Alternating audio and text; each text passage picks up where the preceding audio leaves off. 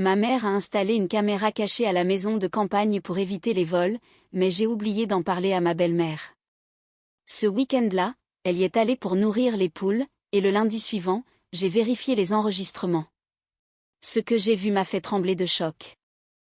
J'ai repris mes esprits, j'ai appelé mon mari, et je lui ai dit une seule chose, ta mère est un monstre. Avant de commencer, je vous invite à aimer cette vidéo, et à vous abonner à la chaîne. Merci, et bonne écoute. Céline essuyait la poussière de son vase en porcelaine préféré, quand le téléphone a sonné. Ce jeudi soir appelait plutôt au calme des tâches ménagères, et non aux longues discussions. Pourtant, la voix de sa mère, au bout du fil, semblait inhabituellement agitée, et presque complice. La nouvelle est tombée sur Céline de façon totalement inattendue. Il s'est avéré qu'une semaine plus tôt, pendant que Céline était occupée par son travail à l'école, sa mère, Raymonde, était allée secrètement à la maison de campagne. Là, elle avait installé un système de vidéosurveillance. Dans le lotissement, les vols s'étaient multipliés ces derniers temps. Tantôt un arrosoir disparaissait, tantôt un outil de jardinage manquait à l'appel. La femme de 75 ans avait donc décidé de ne pas attendre que les voleurs n'atteignent leur propre terrain. Tu te rends compte, ma petite Céline, j'ai acheté sur internet une caméra de la taille d'un bouton. Un jeune homme m'a aidé à l'installer dans la cabane, c'est complètement invisible.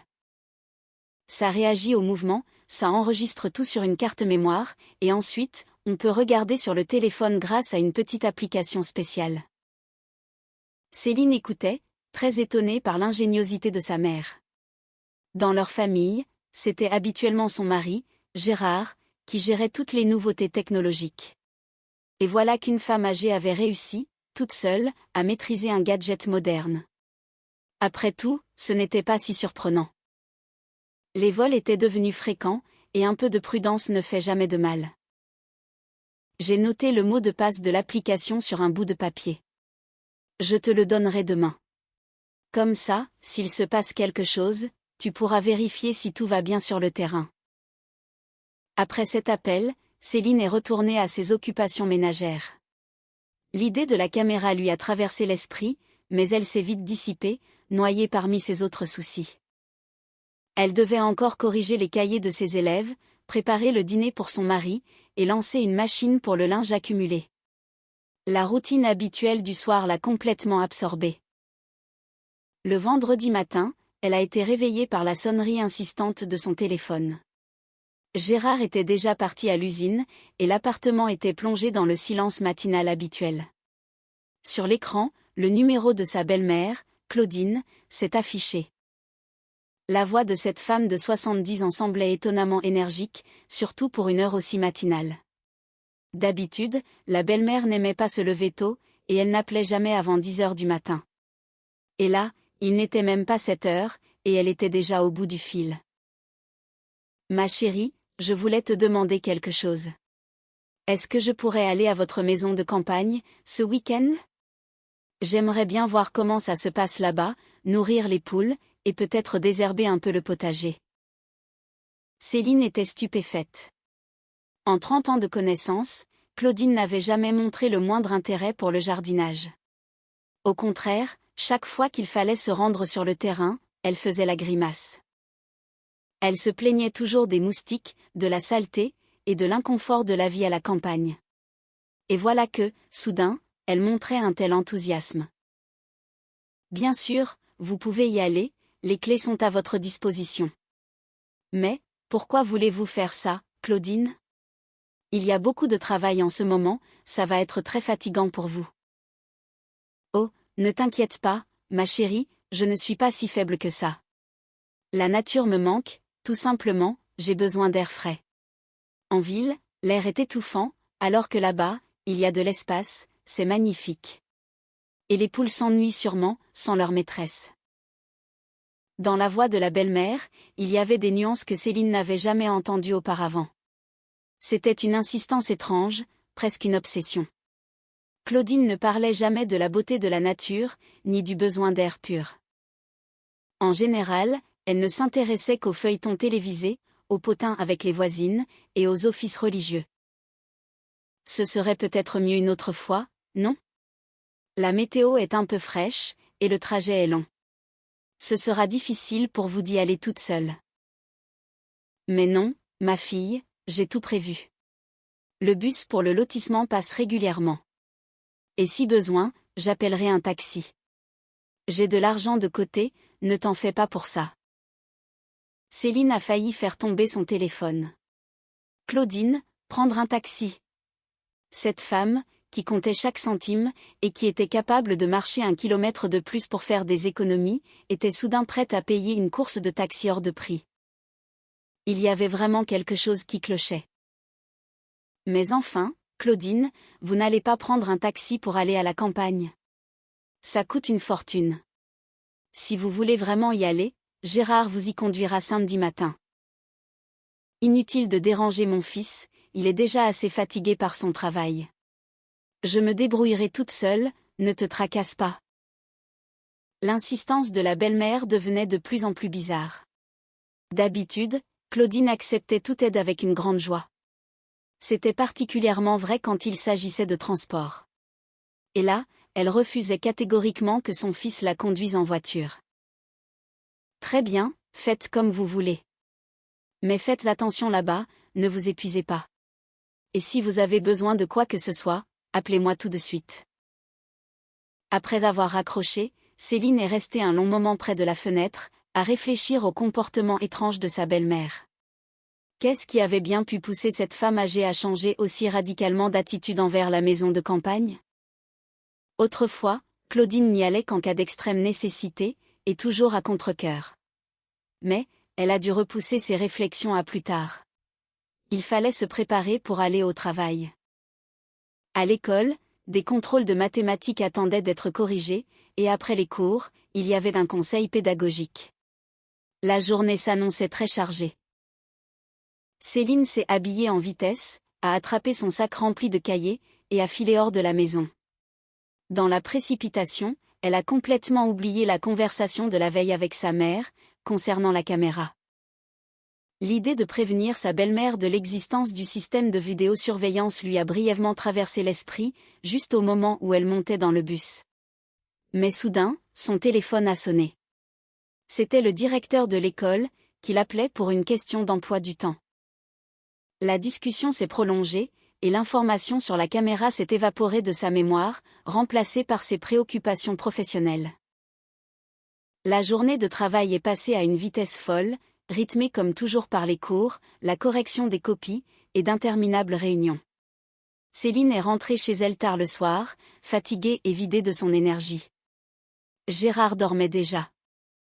Son service à l'usine commençait très tôt le matin, alors il ne se couchait jamais après 22 heures. Elle s'est glissée discrètement dans la cuisine, s'est préparé une tisane, et s'est assise près de la fenêtre. Dans sa tête, les pensées tournaient encore autour de la conversation matinale avec sa belle-mère.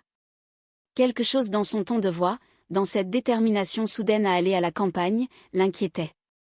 Mais Céline n'arrivait pas à formuler clairement ses doutes. Le samedi a commencé très tôt. Gérard se préparait pour aller à la pêche avec des amis, et Céline avait prévu de faire un grand ménage de printemps dans l'appartement. À 6h30 du matin, on a sonné à la porte. Sur le palier se tenait Claudine, vêtue d'une vraie tenue d'expédition, un pantalon sombre, une vieille veste, et des bottes en caoutchouc. Elle tenait dans ses mains plusieurs gros sacs très volumineux. « Bonjour, ma petite Céline. Voilà, je suis prête pour la campagne. » Gérard dort encore?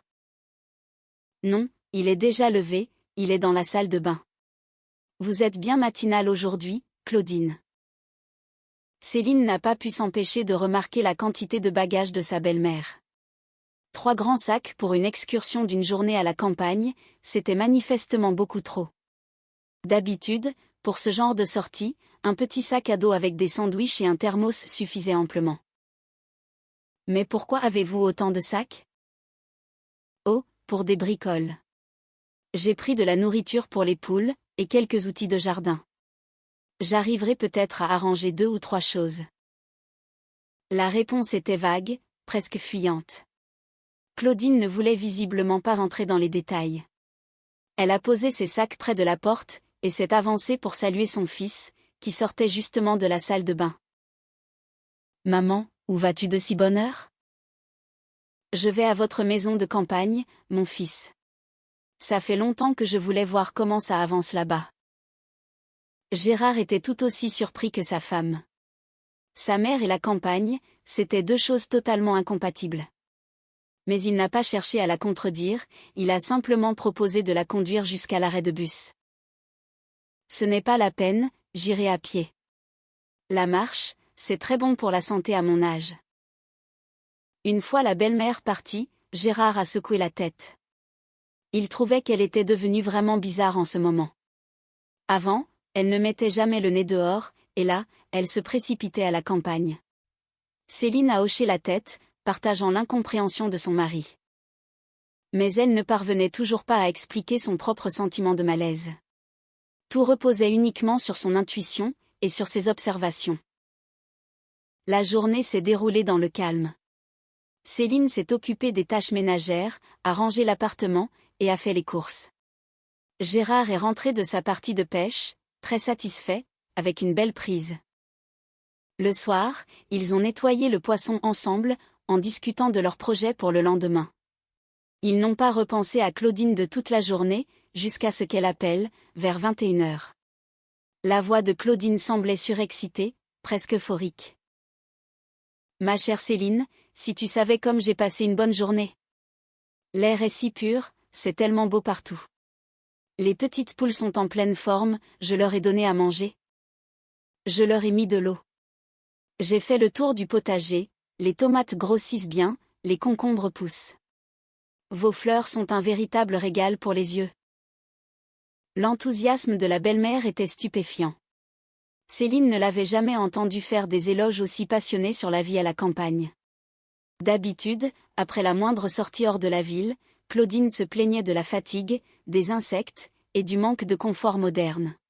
« C'est merveilleux que ça vous ait plu. Vous restez dormir là-bas, cette nuit ? » ?»« Oui, bien sûr. Je vais encore travailler un peu demain matin, et ensuite je rentrerai. Il y a un bus à 15h, ça me laissera largement le temps. » Il y avait vraiment quelque chose d'artificiel dans cette conversation. Claudine parlait beaucoup trop fort, avec une joie beaucoup trop prononcée. Et puis, il y avait un autre détail très étrange, on n'entendait absolument rien en fond sonore. Normalement, le soir à la campagne, on entend le gloussement des poules, le bruissement des feuilles, ou même les voix des voisins. Là, c'était le silence complet, comme si la belle-mère appelait depuis une pièce hermétiquement close. « Et les poules, elles dorment déjà ? » ?»« Quoi ? Ah, oui, bien sûr. Elles se couchent très tôt. Dès qu'il fait nuit. Ce sont des oiseaux intelligents, tu sais. » La réponse est venue après une petite hésitation, comme si Claudine avait été déstabilisée une fraction de seconde. Et soudain, des notes de tension, absentes au début de l'appel, sont apparues dans sa voix. Après que sa belle-mère eut dit au revoir et raccroché, Céline a eu beaucoup de mal à trouver le sommeil. Quelque chose, dans ce coup de téléphone, l'avait profondément dérangée. Cette gaieté forcée, ce silence bizarre en arrière-plan, cette hésitation au sujet des poules. Tous ces petits détails mis bout à bout formaient un tableau très inquiétant. Elle a essayé d'analyser son ressenti. Peut-être était-elle simplement trop paranoïaque ? Peut-être que la belle-mère avait sincèrement apprécié son séjour, et qu'elle était juste heureuse de changer d'air ?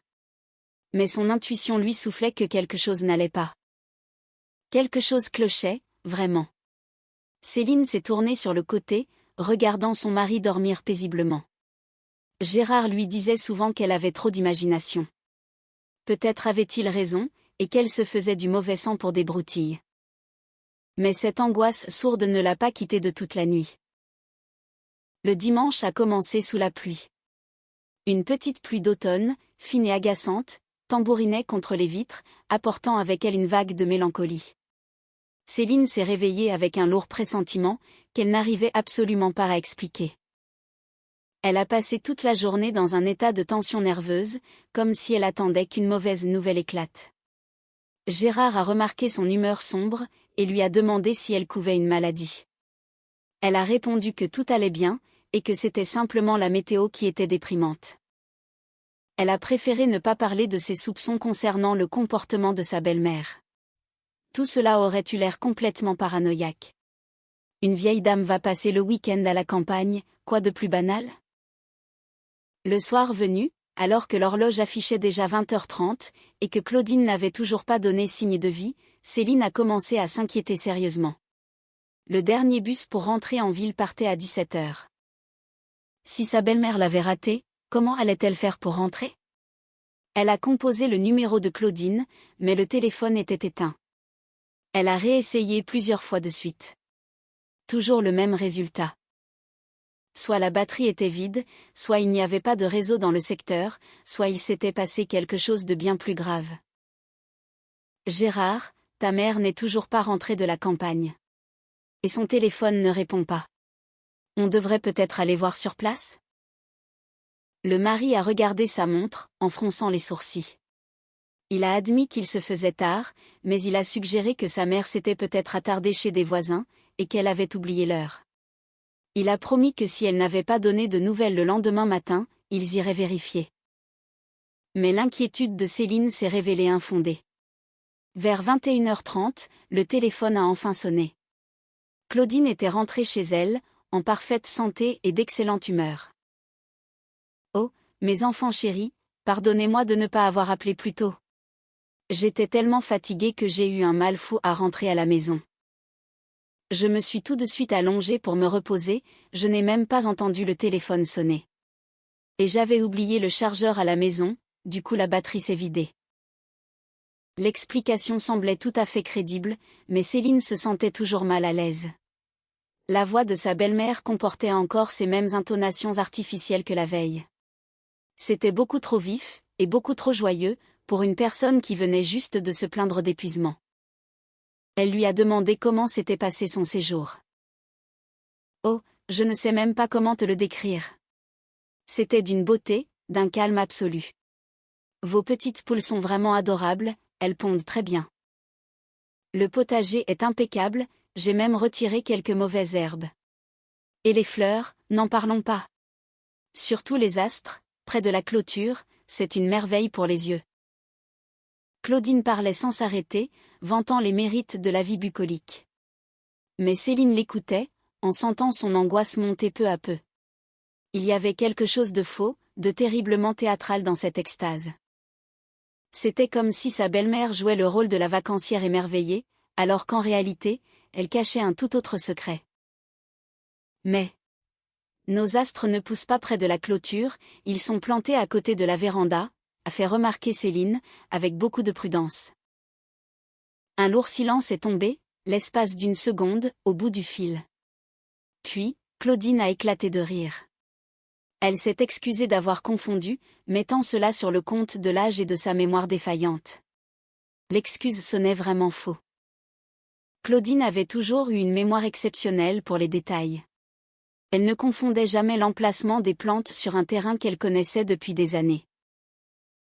Après avoir raccroché, Céline est restée longtemps assise près du téléphone, essayant de comprendre ce qui l'angoissait à ce point. En apparence, tout allait bien. Sa belle-mère était allée à la campagne, avait passé un bon moment, et était rentrée chez elle, saine et sauve. Une histoire d'une banalité affligeante. Et pourtant, son instinct hurlait le contraire. En allant se coucher, elle n'arrivait pas à se défaire de l'impression que quelque chose avait mal tourné. Il y avait beaucoup trop de bizarreries dans l'attitude de sa belle-mère, cette envie soudaine de partir à la campagne, son insistance démesurée, le nombre de sacs exagérés, cette joie factice dans la voix, et cette confusion sur l'emplacement des fleurs.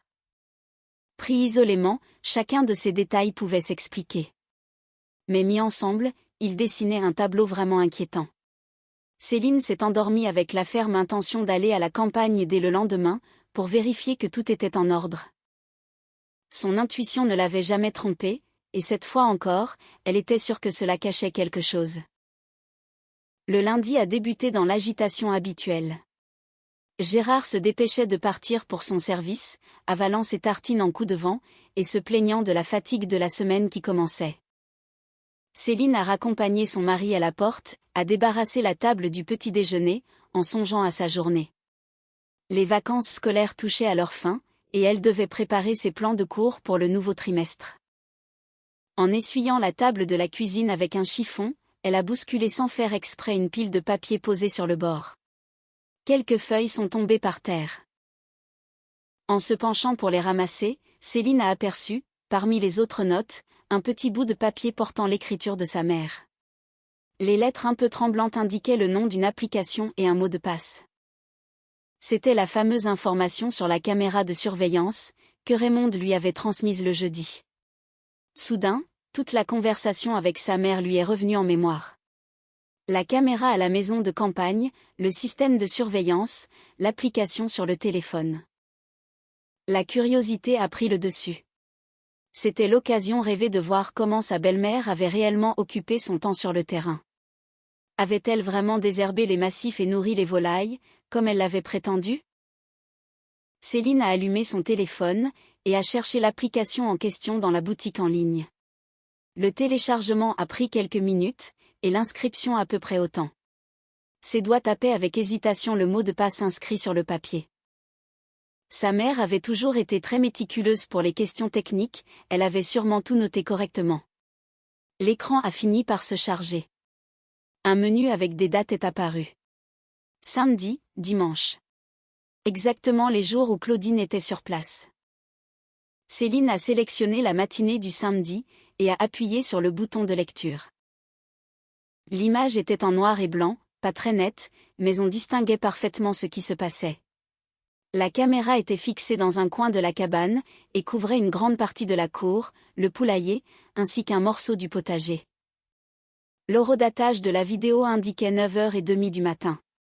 Une silhouette familière, vêtue d'une veste sombre, est apparue à l'écran.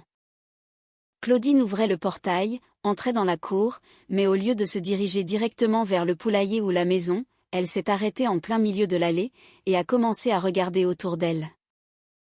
Elle regardait lentement, méthodiquement, comme si elle guettait quelque chose ou quelqu'un. Son comportement paraissait très suspect. La belle-mère semblait redouter la présence de quelqu'un, ou chercher une présence invisible. Elle s'approchait de la clôture, jetait un œil derrière la cabane, et levait même la tête, comme pour vérifier les fenêtres des maisons voisines. Puis, elle revenait au centre de la cour, pour continuer son inspection. Céline a accéléré la lecture de la vidéo. Claudine a poursuivi son étrange manège pendant 10 bonnes minutes, jusqu'à ce qu'elle soit absolument certaine que personne ne l'observait. Ce n'est qu'à ce moment-là qu'elle s'est dirigée vers la maison, disparaissant du champ de vision de l'objectif. Pendant la demi-heure qui a suivi, il ne s'est rien passé sur l'enregistrement. De temps à autre, on voyait les poules picorer près de leur enclos. On devinait leurs caquettements habituels et le bruit de leurs pas. Tout semblait parfaitement normal. Ensuite, la belle-mère est ressortie de la maison. Elle tenait à la main ses fameux grands sacs, ceux avec lesquels elle était arrivée le matin même. Mais cette fois, son attitude avait radicalement changé. Plus aucune prudence, plus aucun regard fuyant. Elle se déplaçait rapidement, de manière ciblée, comme quelqu'un qui exécute un plan préparé de longue date. La première chose que Claudine a faite, c'est de se diriger vers le poulailler. Céline a monté le volume, espérant entendre quelque chose, mais le son était trop faible. La belle-mère a ouvert la porte du poulailler, et a commencé à s'affairer à l'intérieur. Quelques minutes plus tard, elle en est ressortie avec un sac plein. Le sac bougeait dans tous les sens, et émettait des bruits étouffés. Le cœur de Céline a raté un battement. Elle comprenait ce qu'elle était en train de voir, mais son cerveau refusait d'y croire. Claudine attrapait les poules, une par une, de façon méthodique et sans se presser. Elle fourrait chaque oiseau dans un sac séparé, le nouait fermement, et allait le déposer près de la clôture. Au bout d'une demi-heure, le poulailler était entièrement vide. 32 poules et un coq, c'était l'intégralité de l'élevage que Céline avait mis des années à développer. Mais ce n'était que le début du cauchemar. Une fois qu'elle en a eu terminé avec les poules, la belle-mère s'est attaquée au potager. Elle piétinait les rangées de tomates, arrachait les carottes pour les balancer au loin, et brisait les plants de poivrons. Elle accomplissait cette besogne avec une sorte d'acharnement maniaque, comme si elle ne se vengeait pas sur des légumes, mais sur Céline elle-même. Ce que j'ai vu m'a fait trembler de choc. Mes mains tremblaient tellement que j'arrivais à peine à tenir le téléphone. Ce n'était pas un simple vol, ni un simple acte de vandalisme. C'était une véritable déclaration de guerre. Une guerre menée sans avertissement, d'une lâcheté et d'une cruauté absolue. Claudine s'en est ensuite prise au parterre de fleurs. Les astres que Céline avait cultivés à partir de graines, les dahlias repiqués au printemps, les chrysanthèmes qui commençaient tout juste à éclore. Tout finissait piétiné et écrasé impitoyablement dans la terre. La femme travaillait comme une vraie machine de destruction, n'épargnant pas la moindre petite plante. Puis, c'est le mobilier de jardin qui y est passé. La petite table à thé, que Gérard avait fabriquée de ses propres mains, a été renversée et balancée derrière la cabane. Les bancs ont été éparpillés à travers la cour. Le moulin décoratif, acheté l'année dernière, gisait au milieu des framboisiers, brisé en deux. Céline faisait des retours en arrière sur la vidéo, passant d'un moment à l'autre de la journée. L'ampleur du désastre devenait de plus en plus évidente. La belle-mère s'est acharnée jusqu'au soir, ne s'accordant des pauses que pour boire de l'eau au puits. Elle ne montrait aucun signe de fatigue, aucune hésitation, seulement une cruauté froide et méthodique. Sur l'un des extraits, elle a remarqué que Claudine marmonnait quelque chose. La femme se tenait au beau milieu du potager dévasté, et remuait les lèvres, prononçant distinctement des mots. Céline a mis le volume au maximum, et a essayé de lire sur ses lèvres. Ce n'était pas facile, mais certaines phrases se devinaient clairement. Comme ça, cette garce va comprendre, disait la belle-mère, tout en écrasant les restes des plants de tomates. Gérard va enfin voir quelle ménagère elle fait. Ces mots ont été prononcés alors qu'elle détruisait les dernières fleurs, près de la véranda. Le mobile devenait limpide. Ce n'était pas un accès de démence sénile, ni un coup de folie soudain. C'était une opération de sabotage, soigneusement orchestrée pour discréditer sa belle-fille. Claudine voulait faire passer Céline pour une femme incapable de tenir une maison, incapable même de surveiller un simple bout de jardin. Mais j'ai repris mes esprits. Le choc initial est passé, laissant place à une colère glaciale. Dans ma poitrine, un feu brûlait, menaçant de tout ravager sur son passage. Mes poings se serraient, mes mâchoires me faisaient mal tellement elles étaient crispées. Personne ne l'avait jamais humiliée de façon aussi perverse et sournoise. Le plan de la belle-mère était d'une simplicité diabolique, saccager la maison de campagne, puis faire courir le bruit que le terrain avait été vandalisé par des rôdeurs, ou par des voisins malveillants, tout en sous-entendant que Céline gérait très mal ses affaires. Quoi qu'il en soit, la réputation de la belle-fille aurait été ruinée, et le mari aurait eu de quoi se plaindre de sa femme. Céline a continué à visionner les fichiers. Vers la fin de la journée du samedi, les destructions étaient terminées. La belle-mère a fait le tour du propriétaire, contemplant les résultats de son labeur. Sur son visage, on pouvait lire une profonde satisfaction. Elle souriait même, admirant le chaos qu'elle venait d'orchestrer. La matinée du dimanche a apporté son lot de nouvelles révélations. Claudine est sortie tôt de la maison, vers 7 heures du matin. Elle tenait un balai à la main. Céline a d'abord cru que sa belle-mère allait nettoyer les traces de son vandalisme, mais elle se trompait lourdement. La femme balayait les allées, avec beaucoup de soin et d'application, comme si elle préparait l'arrivée de prestigieux invités. Ensuite, elle a sorti des gants de jardinage de son sac, et a commencé à disposer les débris de façon beaucoup plus artistique. Les branches cassées des rosiers étaient étalées pour faire croire qu'un vent violent les avait arrachées. Le mobilier renversé était placé de façon à donner l'illusion qu'une bande de casseurs était passée par là. Ce n'était plus de la simple destruction, c'était de la mise en scène. La belle-mère préparait une pièce de théâtre, dans laquelle le rôle principal serait tenu par la mauvaise épouse, incapable de protéger son propre bien. Chaque détail était minutieusement pensé. Chaque élément du chaos avait une place bien précise dans la composition finale. Vers 10 heures du matin, les préparatifs pour le départ ont commencé. Claudine a traîné les sacs de poules jusqu'au portail, les a cachés derrière la clôture, puis a refait un tour du terrain, pour vérifier qu'elle n'avait rien oublié. Pleinement satisfaite de son œuvre, elle est rentrée dans la maison. Pendant l'heure qui a suivi, il ne s'est plus rien passé sur les vidéos. La belle-mère se reposait probablement avant le trajet du retour. Ensuite, elle est ressortie, a verrouillé la porte, et s'est dirigée vers la sortie. La toute dernière image la montrait en train de traîner les gros sacs, en direction de l'arrêt de bus. Céline s'est adossée à sa chaise, tentant de digérer ce qu'elle venait de voir.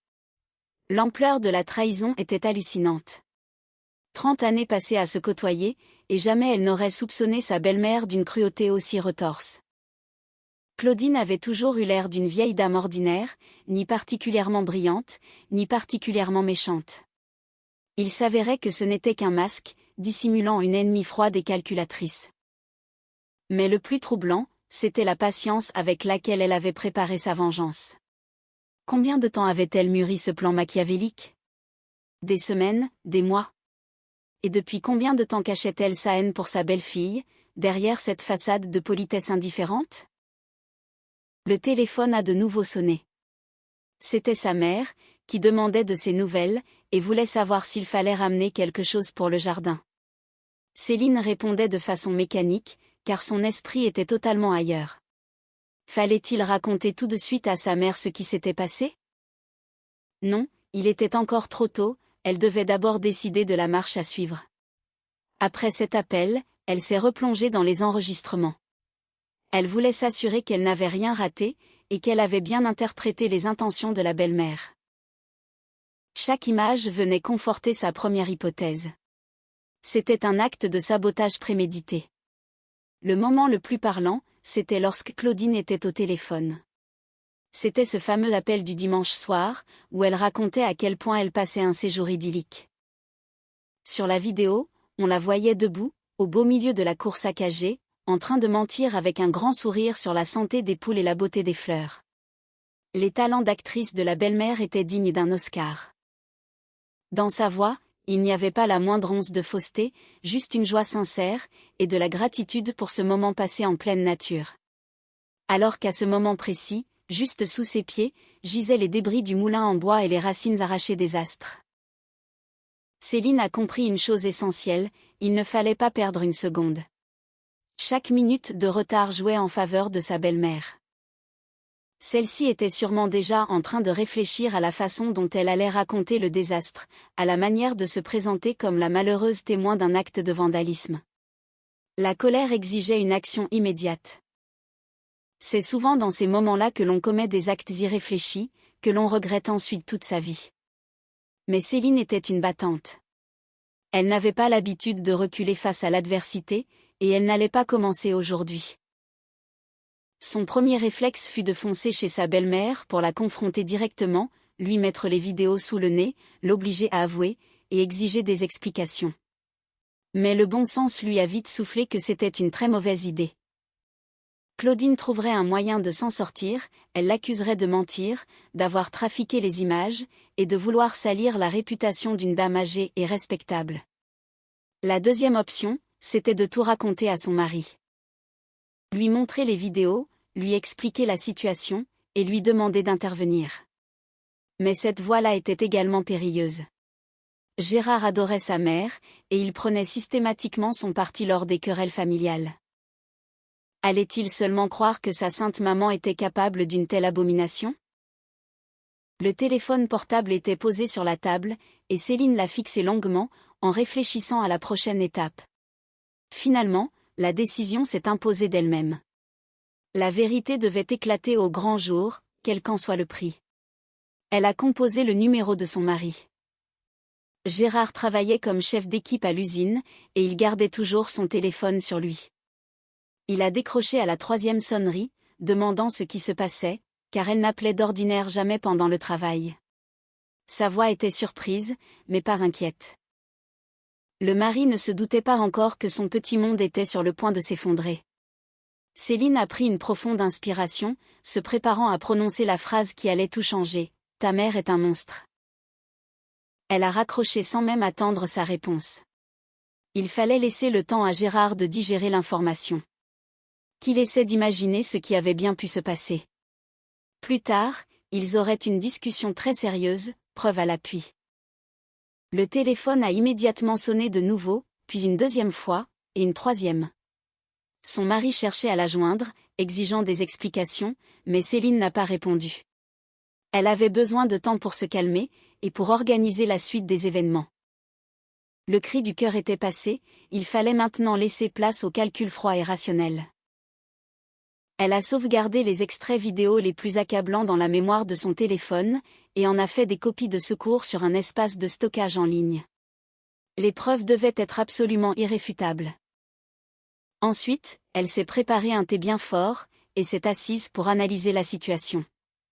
Claudine s'était crue beaucoup trop intelligente. Elle avait pensé à tout, sauf à une chose, l'existence d'une caméra de vidéosurveillance. Dans son plan machiavélique, il n'y avait pas de place pour un témoin silencieux, capable d'enregistrer ses moindres faits et gestes. Ce fut son erreur, la plus monumentale et la plus fatale. Désormais, Céline avait toutes les cartes en main. La seule question était de savoir comment les abattre. Elle pouvait se contenter de montrer les vidéos à son mari, et exiger que sa belle-mère soit punie. Elle pouvait aussi aller voir la police. Le vol de volailles et la destruction volontaire de biens privés étaient des délits pénalement répréhensibles. Ou alors, elle pouvait opter pour une humiliation publique, en montrant le vrai visage de la pieuse Claudine à tous les voisins et connaissances. Chaque option avait ses avantages et ses inconvénients. Un règlement de compte familial pouvait se solder par une réconciliation forcée, mais cela ne changerait jamais l'animosité de la belle-mère. Une enquête policière serait redoutablement efficace, mais risquait de briser définitivement son couple. Une humiliation publique soulagerait son besoin de justice, mais jetterait leur drame familial en pâture à tout le quartier. Céline a longuement pesé le pour et le contre.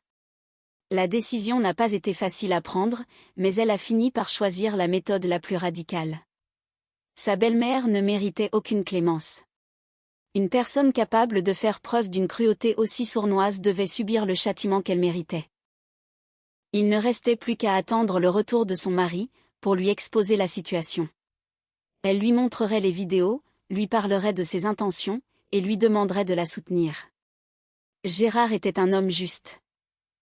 Face à des preuves aussi accablantes, il ne pourrait pas prendre le parti de sa mère. Du moins, c'est ce que Céline espérait de tout son cœur. L'alternative était bien trop terrifiante pour être envisagée.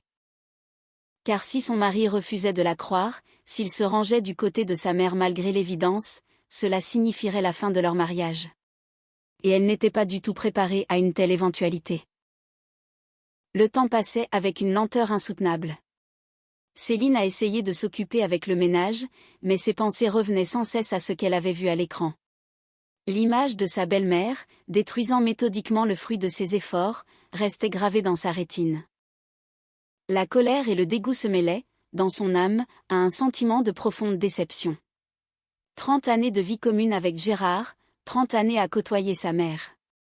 Et ce n'est qu'aujourd'hui que Céline découvrait le vrai visage de cette femme. Combien de rancœurs secrètes, combien de haine dissimulée se cachait derrière ce masque de bonne moralité? Et de quoi d'autre Claudine aurait-elle été capable, dans son désir ardent de nuire à sa belle-fille? Ces questions l'ont tourmentée jusqu'au soir. C'est ce soir-là que devait avoir lieu la discussion cruciale avec son mari. Une discussion qui allait déterminer l'avenir de leur famille, et mettre les points sur les « i » dans sa relation avec sa belle-mère. Céline se préparait à cet affrontement comme à l'examen le plus important de son existence. De la façon dont elle allait présenter les faits, de la force de ses arguments, dépendait énormément de choses.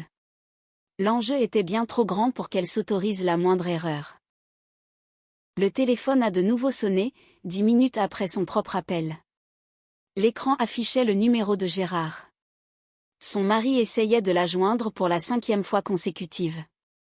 Céline a fixé longuement l'appareil qui vibrait sur la table, rassemblant tout son courage. Cette conversation allait sceller leur avenir. Il lui a demandé d'une voix tremblante d'inquiétude et d'incompréhension ce qui se passait, et ce qui était arrivé à sa mère. En 30 ans de vie commune, il n'avait jamais entendu sa femme prononcer des mots pareils. Céline était une personne mesurée, qui ne se permettait jamais de remarques acerbes, et encore moins à l'égard de sa belle-mère. Elle lui a ordonné de rentrer à la maison, pour lui montrer des preuves accablantes de ce que sa mère avait fait à la campagne. Son mari, perplexe, a évoqué les problèmes de santé de sa mère, mais Céline l'a coupé net, affirmant que sa santé allait très bien, et que le problème se situait plutôt dans sa tête. Le ton de sa voix était glacial, presque distant. Son mari l'a senti, et s'est retrouvé complètement désemparé. Il ne connaissait pas cette facette de Céline. D'habitude si chaleureuse et si douce, elle lui parlait maintenant comme à un étranger. Il a expliqué qu'il ne pouvait pas quitter son poste avant 18h, et qu'il rentrerait après pour mettre ça au clair. Céline a rétorqué que s'il ne pouvait pas, elle réglerait le problème avec sa mère toute seule. Elle a raccroché, et a immédiatement éteint son téléphone. Plus aucune discussion n'était possible, tant qu'elle n'aurait pas pris de décision définitive sur la suite des événements. Céline a visionné une dernière fois les extraits les plus choquants. Chaque image renforçait sa détermination à aller jusqu'au bout. Claudine était allée beaucoup trop loin pour qu'on puisse lui pardonner, ou étouffer l'affaire autour d'un repas de famille. Une demi-heure plus tard, elle franchissait les portes du commissariat de police de son quartier. Le bâtiment avait un aspect sombre et solennel, mais Céline n'éprouvait plus aucun doute. La justice était bien plus importante que la paix familiale. Le sergent de garde a écouté sa déclaration avec un grand étonnement. Le vol de volailles et la dégradation de biens matériels par une femme d'un certain âge, ce n'était pas vraiment monnaie courante. Il l'a orienté vers l'inspecteur Martineau, spécialisé dans les atteintes aux biens. Cet inspecteur était un homme d'âge mûr, avec des yeux cernés par la fatigue et une expression sceptique. Il a écouté le récit de Céline avec une évidente incrédulité. Il a souligné que de telles accusations envers des personnes âgées étaient graves, et a demandé si elle était sûre de bien interpréter la situation, suggérant que sa belle-mère voulait peut-être simplement l'aider, mais que les choses avaient mal tourné. Céline, sans dire un mot, a sorti son téléphone et a lancé la vidéo. Les premières images n'ont pas fait grande impression sur le policier, on voyait simplement une vieille dame marcher dans une cour, en regardant autour d'elle. Mais lorsque la scène de la capture des poules a commencé, l'expression de son visage a radicalement changé. Il a demandé d'arrêter, de remettre en arrière, et de montrer encore une fois. L'inspecteur Martineau scrutait attentivement chaque plan. La destruction méthodique du potager, le saccage des massifs de fleurs, le renversement du mobilier. Tout cela ne ressemblait ni à un accident, ni à une tentative maladroite d'aider. Il s'est assuré qu'elle possédait bien les documents prouvant qu'elle était la propriétaire du terrain. Céline a confirmé que la maison de campagne était au nom de son mari, mais que c'était elle qui y travaillait constamment. Concernant les poules, elle a expliqué qu'elle en avait acheté une partie et élevé le reste elle-même, ajoutant que l'important était qu'on les lui avait volées, et qu'on avait saccagé son jardin. Le policier a visionné les enregistrements une dernière fois, en prenant des notes dans son carnet, puis il a levé les yeux vers Céline, annonçant qu'ils allaient ouvrir une enquête. Les preuves de vol et de destruction volontaire de biens privés étaient manifestes. Ils allaient rédiger un procès-verbal, et saisir les vidéos comme pièces à conviction. Le lendemain, ils se rendraient sur les lieux pour inspecter la scène. Céline a ressenti un grand soulagement. La première étape s'était déroulée avec succès. Désormais, l'affaire n'était plus seulement entre ses mains, elle était entre celles de la justice. Elle est rentrée chez elle vers 18h.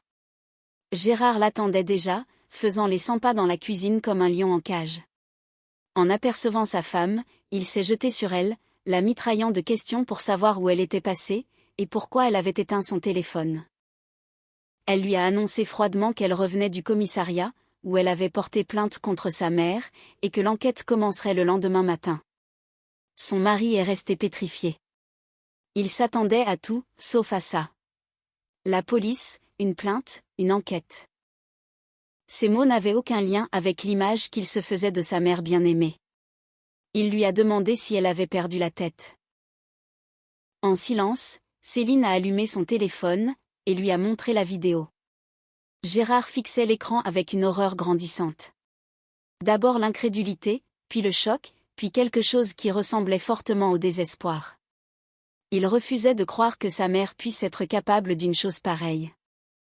Céline lui a fait remarquer qu'elle en était visiblement capable, et qu'elle l'avait fait dans le but de la faire passer pour une moins que rien, afin de briser leur mariage. Un plan aussi simple que lâche. Gérard s'est laissé tomber sur une chaise, la tête entre les mains. Son monde s'écroulait autour de lui. L'image de la mère aimante, qu'il portait dans son cœur depuis toujours, volait en éclats. Il s'est demandé si elle souffrait de démence sénile, mais Céline l'a contredit. Elle lui a fait remarquer que sur la vidéo, tout était fait en pleine conscience, de manière calculée, sans aucun signe de folie. Ils sont restés assis en silence pendant 1 heure, chacun digérant l'événement à sa façon. Puis, on a sonné à la porte. C'était Claudine en personne, sur le pas de la porte. Elle se demandait ce qui se passait, car une voisine l'avait appelée pour la prévenir que Céline racontait des horreurs dans son dos.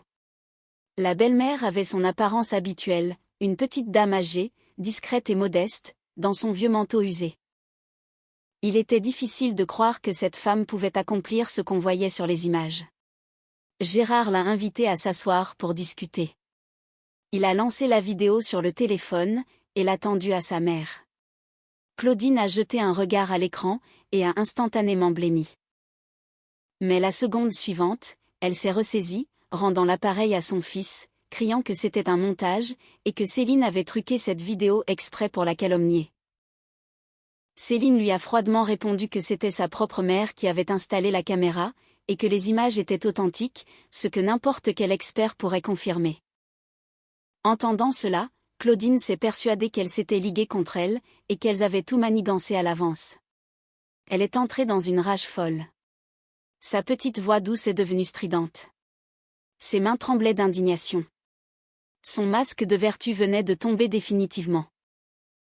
Elle a hurlé que cela faisait 30 ans qu'elle supportait cette bonne femme, 30 ans qu'elle la regardait donner des ordres à son fils pour en faire un petit caniche, et que maintenant, elle voulait la jeter en prison. Gérard, bouleversé, a ordonné à sa mère d'arrêter ça tout de suite. Mais elle a refusé, décidant de jouer carte sur table. Elle a avoué avoir bousillé le jardin, affirmant que Céline l'avait bien mérité, et a rabaissé son fils, l'accusant d'être devenu une lavette qui se laissait mener par le bout du nez par sa femme. La dispute familiale s'envenimait de minute en minute. Claudine crachait des années de colère et de rancœur refoulées. Céline écoutait ce torrent d'insultes, le visage fermé, impassible. Elle a demandé à Gérard s'il réalisait enfin qui était vraiment sa mère, maintenant qu'il avait son vrai visage devant lui. Claudine a explosé, la traitant de garce, et l'accusant d'être responsable du malheur de son fils.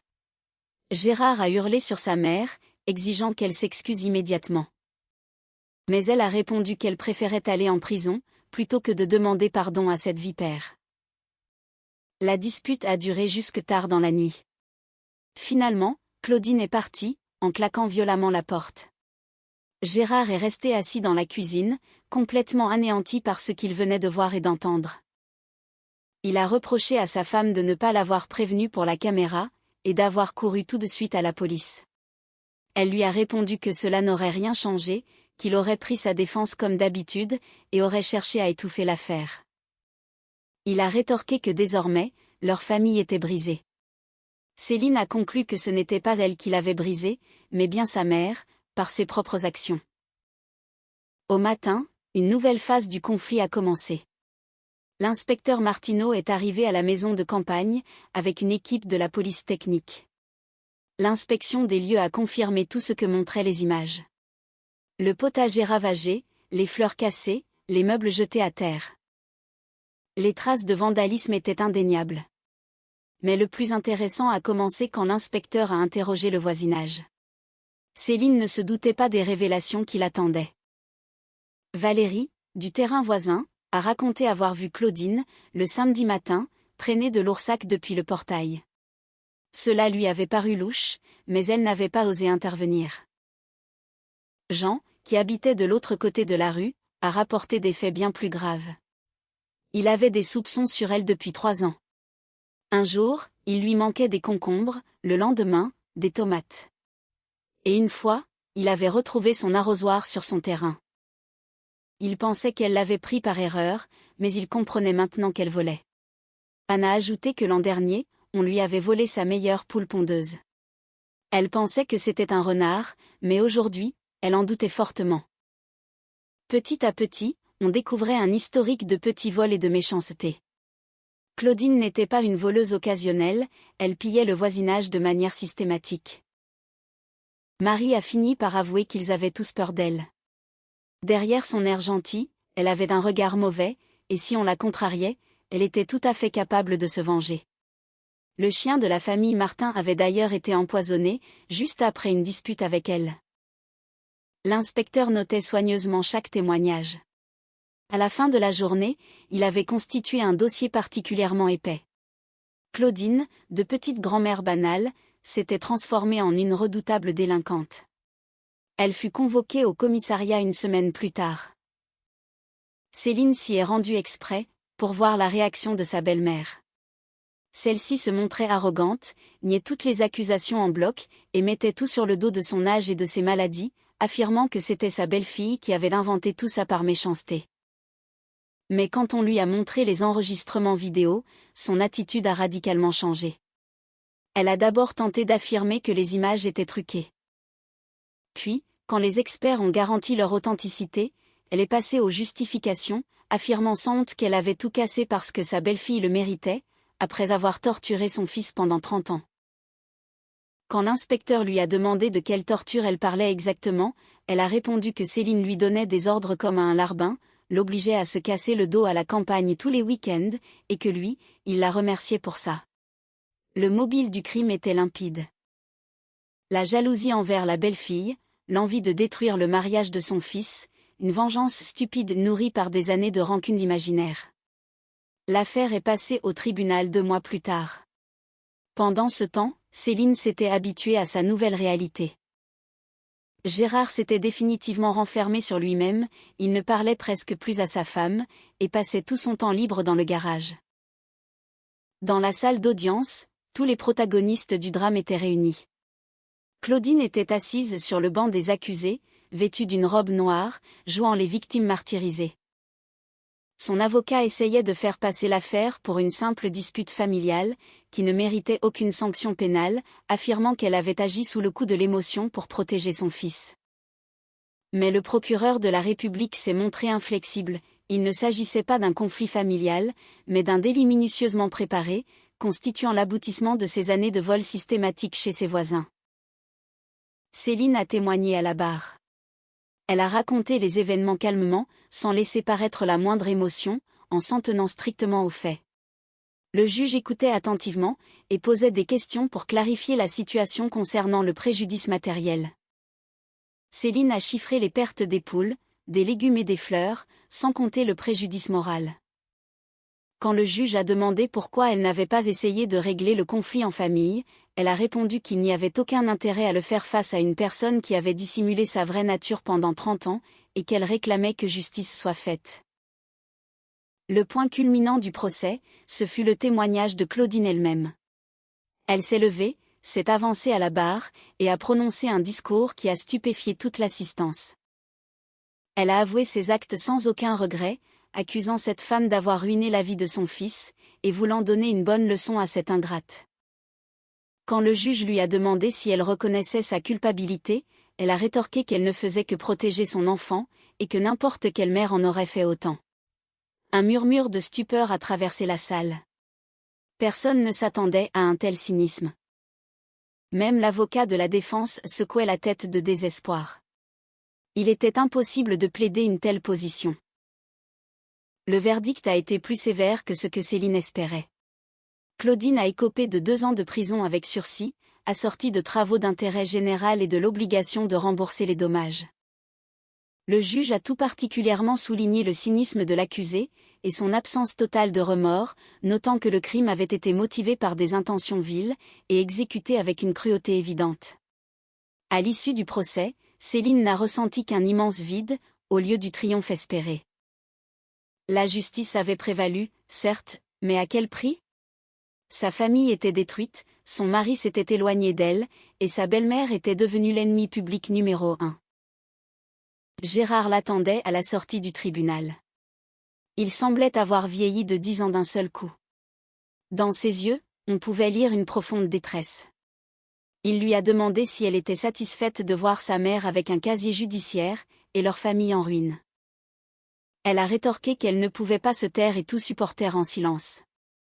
Il lui a reproché de ne pas l'avoir prévenu pour la caméra, affirmant qu'ils auraient pu essayer d'arranger ça en famille, et que désormais, il était humilié et détruit. Céline a maintenu que c'était sa mère qui avait ruiné la famille, et qu'elle n'avait fait qu'ouvrir les yeux sur la vérité. La discussion menait tout droit dans une impasse. Chacun campait sur ses positions. Gérard n'arrivait pas à pardonner à sa femme ce qu'il considérait comme une cruauté envers sa mère. Céline, de son côté, n'avait pas l'intention de s'excuser pour ce qu'elle avait fait. Le divorce a été prononcé 3 mois après le procès. La procédure s'est déroulée dans le calme, sans éclat de voix ni récrimination. C'étaient simplement 2 personnes qui ne pouvaient plus vivre sous le même toit. Il a fallu vendre l'appartement, et partager les biens communs. Céline s'est acheté un petit 2 pièces en banlieue, et Gérard a loué un logement plus près de son usine. Pendant l'été, Céline a remis sa maison de campagne en état. Elle a racheté des poules, a ressemé le potager, et a planté de nouvelles fleurs. Mais le cœur n'y était plus. Chaque plante lui rappelait ce qui avait été saccagé par sa belle-mère.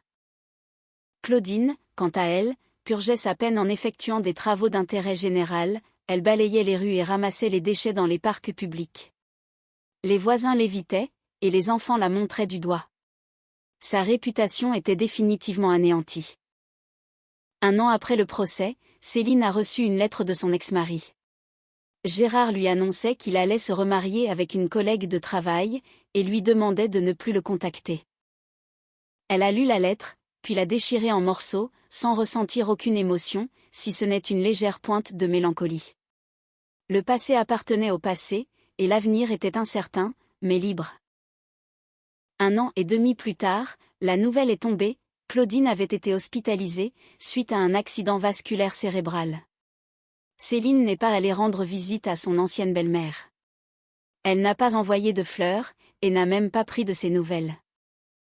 À quoi bon faire preuve de compassion envers une personne qui avait comploté pendant des années pour l'humilier? La vieille femme a survécu, mais elle est restée partiellement paralysée. Gérard a embauché une aide-soignante, car lui-même n'allait la voir que très rarement. Sa nouvelle épouse refusait catégoriquement d'avoir le moindre contact avec sa belle-mère. Céline a appris tout cela par les voisines de son ancienne maison de campagne, qui racontaient l'histoire avec un malin plaisir. La justice avait triomphé sur toute la ligne. La méchante belle-mère avait eu ce qu'elle méritait, et la belle-fille avait prouvé qu'elle était dans son bon droit. Mais Céline n'avait pas le cœur à célébrer quoi que ce soit. La solitude lui pesait de plus en plus. Ses amis et connaissances s'étaient divisés en 2 camps, ceux qui la soutenaient inconditionnellement, et ceux qui trouvaient qu'elle y était allée beaucoup trop fort avec cette pauvre dame âgée. Le travail au jardin ne lui procurait plus de joie. Chaque parcelle de terre, chaque fleur lui rappelait ce jour fatidique où elle avait visionné la cassette, le jour où son ancienne vie s'était effondrée. Le soir, assise dans son appartement silencieux, Céline méditait sur le prix de cette fameuse justice. Elle avait obtenu exactement ce qu'elle voulait, sa belle-mère avait été punie, et la vérité avait éclaté au grand jour. Mais cela ne lui avait apporté aucun bonheur. Gérard avait eu raison sur un point, leur famille s'était bel et bien désintégrée. Cependant, ce n'était ni à cause de la caméra, ni à cause de la plainte au commissariat. La famille avait explosé à la seconde précise où Claudine avait décidé de déclarer la guerre à sa belle-fille. Céline n'avait fait que mener cette bataille jusqu'à son terme logique. Elle avait gagné, mais sa victoire avait d'un goût de cendre. La justice avait triomphé, oui, mais au prix de 30 ans de vie commune, au prix d'une famille, au prix d'un avenir tracé. Parfois, elle se disait, et si ma mère n'avait pas installé cette fichue caméra? La belle-mère aurait saccagé le terrain, et aurait mis ça sur le dos de sa belle-fille ou des voisins. Il y aurait eu des disputes, des rancœurs, et une lente érosion de sa relation avec son mari. Le résultat aurait peut-être été le même, mais il se serait étiré sur plusieurs années. La caméra n'avait fait qu'accélérer l'inévitable, dévoilant la vraie nature des gens avec qui Céline avait vécu pendant 3 décennies. Un mari qui préférait sa mère à sa propre femme. Une belle-mère qui avait accumulé du venin pendant 30 ans, attendant le moment idéal pour frapper. La vérité l'avait libérée de ses illusions, mais ne lui avait pas offert le bonheur en retour. Céline s'est retrouvée seule, mais avec la conscience tranquille. Elle ne s'était pas trahie, elle n'avait pas baissé la tête face à l'humiliation, et elle n'avait laissé personne piétiner sa vie. La justice avait été rendue, mais la facture était si salée que parfois, Céline se demandait si le jeu en valait la chandelle. La réponse ne venait pas toujours immédiatement, mais elle finissait toujours par s'imposer, oui, ça en valait la peine. Parce qu'une vie basée sur le mensonge ne pouvait pas durer éternellement. Parce que chacun doit assumer la responsabilité de ses actes, et parce que la justice est plus importante qu'une fausse paix familiale, bâtie sur de l'hypocrisie. Elle avait payé le prix de la vérité en perdant tout ce qu'elle avait, mais elle n'avait pas le choix, et elle ne regrettait absolument rien. Au dernier jour de l'été, Céline était assise dans son jardin remis à neuf, entourée de nouvelles fleurs et de jeunes légumes. Les poules picoraient tranquillement leurs graines. Le soleil se couchait lentement à l'horizon. Autour d'elle, il n'y avait que beauté et sérénité, mais dans son cœur, le vide était immense. La justice avait triomphé, et elle en avait payé le prix fort. La vie continuait, différente à tout jamais. Sans mari, sans famille, sans illusion. Mais c'était une vie honnête et véritable. Et Céline savait, au fond d'elle-même, qu'elle avait pris la bonne décision, peu importe le prix qu'elle avait dû payer pour être dans son bon droit.